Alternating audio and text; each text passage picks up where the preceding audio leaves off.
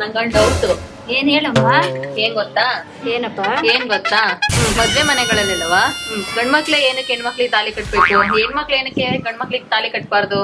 ಯಾಕಂದ್ರೆ ಗಂಡು ಮಕ್ಳಿಗೆ ತಾಲಿ ಕಟ್ಟಿದ್ರೆ ತಗೊಂಡೋಗಿ ಬಾರ್ ಅಂಗಡಿಲಿ ಅಡೆ ಇಟ್ಟಿ ಎಣ್ಣೆ ಕುಡಿತಾರೆ. ಅದಕ್ಕೋಸ್ಕರ ಸೇಫ್ಟಿ ಇರ್ಲಿ ಅಂತ ನಮಗೆ ಕಟ್ತಾರೆ. ಹೌದಾ? ಅದಕ್ಕೋಸ್ಕರ ಗಂಡು ಮಕ್ಳಿಗೆ ಇನ್ಮೇಲೆ ಅಷ್ಟು ಕಮ್ಮಿ ಕಟ್ಬಿಟ್ಟು ಕಳ್ಸೋಣ. ಆಯ್ತಾ? ನೀನ್ ಮದ್ವೆ ಆಗ್ಬೇಕಾದ್ರೆ ನಿನ್ ಗಂಡನ ಕೇಳಿ ನೀನ್ ತಾಲಿ ಕಟ್ಟಿಸ್ಕೋಬೇಡ. ನೀನೇ ಹೋಗಿ ನಿನ್ ಗಂಡಿಗೆ ಅಷ್ಟು ತಾಲಿ ಕಟ್ಟು. ಸರಿನಾ? ಆಯ್ತು. ಓಕೆ, ನೀವ್ ಹೇಳ್ದಂಗೆ ನಾನ್ ಮದ್ವೆ ಆಗೋ ಹುಡುಗಂಗೆ ಅರ್ಶಿನ ಕೊಂಬೆ ಕಟ್ತೀನಿ. ಆಯ್ತಾ? ಓಕೆ. ನೀನ್ ಏನಕ್ಕೆ ಆತರ ಹೇಳ್ಕೊಟ್ಟೆ ಹುಡುಗನ್ ಕಟ್ಟೋದ ಅರ್ಶಿನ ಕೊಂಬು ಅಂತ? ಅವಳ ಹಂಗೆ ಕಟ್ಟಿದ್ರೆ ಏನೇ ಮಾಡ್ತೀವಿ. ಜನರೇಷನ್ ಚೇಂಜ್ ಆಗುತ್ತೆ ಬಿಡಿ, ಅದೊಂಥರ ಟ್ರೆಂಡ್ ಇವಾಗ. ಈಗ ಆ ಟ್ರೆಂಡ್ ಈ ಟ್ರೆಂಡ್ ಅಂತ ಬರ್ತಾರಲ್ವೇನೆ, ಇದು ಒಂದ್ ಟ್ರೆಂಡ್ ಆಗುತ್ತೆ ಅಷ್ಟೇ. ಏನ್ ಟ್ರೆಂಡ್ ಕಾಣೆ ಗೊತ್ತಿಲ್ಲಪ್ಪ. ಈ ಕಲಿಯುಗದಲ್ಲಿ ಕಾಲ ಚೇಂಜ್ ಆದಾಗ ನಾವು ಚೇಂಜ್ ಆಗ್ಬೇಕು. ಎಲ್ಲಾರು ಬರೀ ಗಂಡ್ ಮಕ್ಳಿಗೆ ಕಟ್ತಾರೆ, ಹೆಣ್ಮಕ್ಳು ಕಟ್ಟರೆ ಆಯ್ತು ಬಿಡ.